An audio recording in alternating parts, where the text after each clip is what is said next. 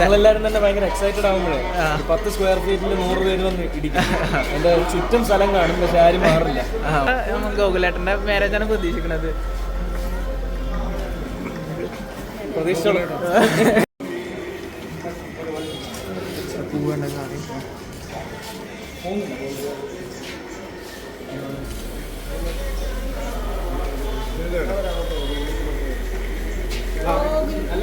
അല്ലല്ല വീട്ടിലോട്ട്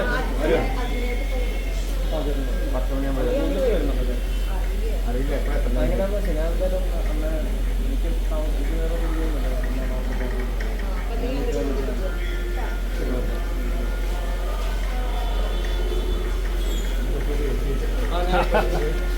ഉത്സാഹ കമ്മിറ്റി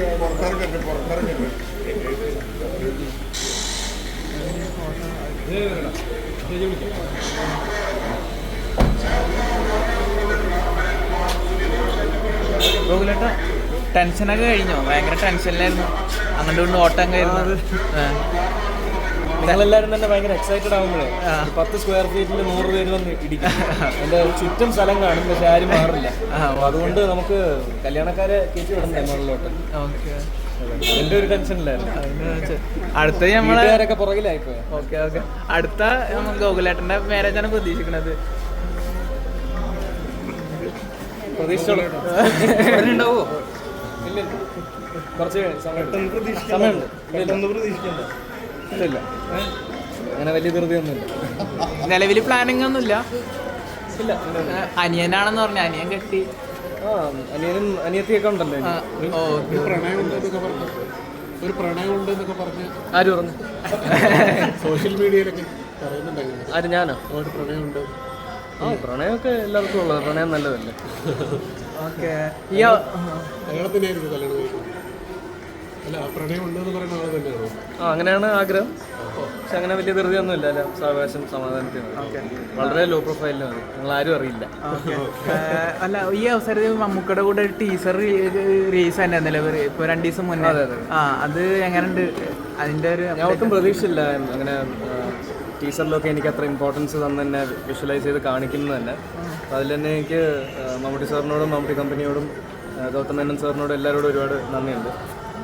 ഭയങ്കര മെമ്മറബിൾ എക്സ്പീരിയൻസ് ആയിരുന്നു. ഇതുപോലൊരു ലെജൻഡറി വെറ്ററൻ യങ്സ്റ്ററിൻ്റെ കൂടെ വർക്ക് ചെയ്യാനായിട്ട് ഭയങ്കര ഒരു വേറിട്ട അനുഭവം തന്നെയായിരുന്നു കൂടെ വർക്ക് ചെയ്യുക എന്നുള്ളത്. നമുക്ക് ഒരുപാട് ഒന്നും പഠിപ്പിച്ച് തരാതെ തന്നെ നമ്മൾ കുറേ പഠിക്കാനായിട്ടൊക്കെ നമുക്ക് സാധിക്കുന്ന പോലത്തെ ഒരു യൂണിവേഴ്സിറ്റിയുടെ കൂടെ ആയിരുന്നു 10-25 ദിവസം വർക്ക് ചെയ്യാനായിട്ട് സാധിച്ചത്. അപ്പോൾ അതിൻ്റെ ഒരുപാട് സന്തോഷമുണ്ട്.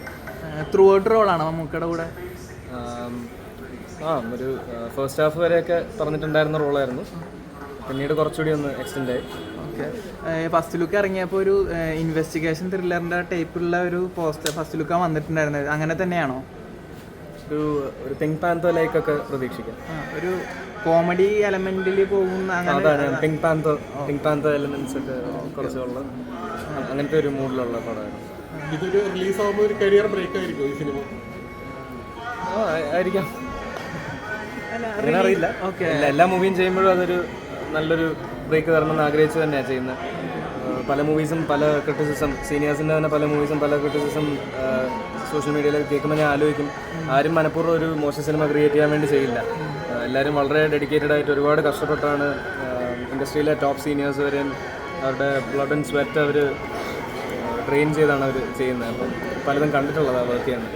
പക്ഷേ അതിന് കിട്ടുന്ന ചിലപ്പം അമിതമായ പ്രതീക്ഷയായിരിക്കാം, അല്ലെങ്കിൽ ഉദ്ദേശിച്ച പോലെ ചിലപ്പോൾ വന്നിട്ടില്ല എന്നുള്ളൊരു കാരണം കൊണ്ടും ആവാം. പക്ഷേ ഒരു ലെവലിന് മുകളിൽ ക്രിറ്റിസിസം വരുമ്പോൾ അത് ഭയങ്കര ഡിസാർട്ടനിങ് ആയിട്ട് ഫീൽ ചെയ്യും. എനിക്ക് പേഴ്സണലി എൻ്റെ ഫിലിം അല്ലെങ്കിലും വേറൊരു ഫിലിമിൻ്റെ ക്രിറ്റിസിസം കാണുമ്പോൾ നമുക്ക് ഭയങ്കര ഡിസാർട്ടനിങ് ആയിട്ട് ഫീൽ ചെയ്യും. കാരണം ആരും മോശം ഫിലിം ചെയ്യാനായിട്ട് വേണ്ടി ചെയ്യില്ലല്ലോ.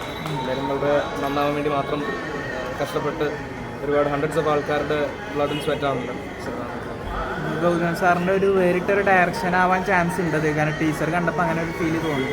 അതെ, അദ്ദേഹത്തിൻ്റെ മൂവീസ് എല്ലാം കണ്ട് ഫാനായിട്ട് നമ്മൾ ചെറിയ പ്രായം തൊട്ട് നമ്മൾ കാണുന്ന മൂവീസാണല്ലോ. കാക്കയിലും വേട്ടയാട് വിളയാട് കാരണമായാലും എല്ലാം നമ്മൾ കണ്ടിട്ട് ഇദ്ദേഹത്തിൻ്റെയൊക്കെ അടുത്തൊന്ന് നിന്നൊരു ഫോട്ടോ എടുക്കാനായിട്ടൊക്കെ മാത്രം ആഗ്രഹിക്കുമ്പോൾ അദ്ദേഹത്തിൻ്റെ ഫ്രെയിമിൽ വന്ന് പെടാനായിട്ട് പറ്റുക എന്ന് പറയുന്നത് വലിയൊരു ദൈവഭാഗ്യമായിട്ട് കാണുന്നു.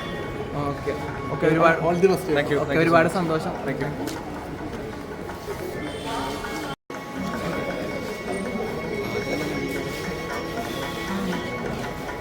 ഗോകുലേട്ട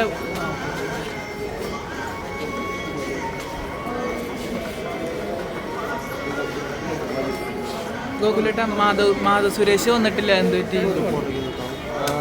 അത് കുറച്ച് വർക്കായിട്ട് എനിക്ക് തോന്നുന്നു കൊച്ചി കാലിക്കറ്റായിട്ട് ഓടിക്കൊണ്ടിരിക്കുകയാണ്. സിനിമ കൂടാതെ അതിന് വർക്ക് ചെയ്യുന്നുണ്ട്. അതിൻ്റെ ഓട്ടത്തിലായിരുന്നു.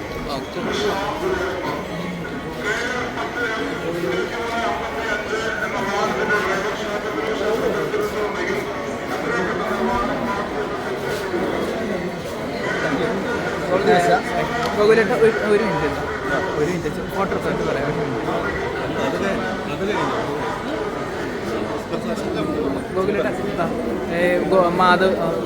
മാധവ് സുരേഷിനെ പൃഥ്വിരാജിനോട് കമ്പാരിസൺ വരുന്ന സോഷ്യൽ മീഡിയയിൽ ഭയങ്കരമായിട്ട് ആഘോഷിക്കുന്നുണ്ട്. അതൊക്കെ കാണാറുണ്ടോ? പൃഥ്വിരാജിൻ്റെ അതേ മെച്യൂരിറ്റിയിൽ സംസാരിക്കുന്ന രീതി, മോഡുലേഷൻ ആയാലും അതായത് സംസാര ശൈലി, ഇൻ്റർവ്യൂവിൽ അങ്ങനെ രീതിയിലുള്ള സംസാരം കമ്പാരിസൺ വരുന്നത് രാജുവേട്ടനായിട്ടാണ്. നിങ്ങൾ ഇപ്പോൾ ഈ ചോദ്യം ചോദിക്കുമ്പോൾ തന്നെ അതിൽ ഒരുപാട് കോൺട്രഡിക്ഷൻ എനിവേസ് ഉണ്ട്.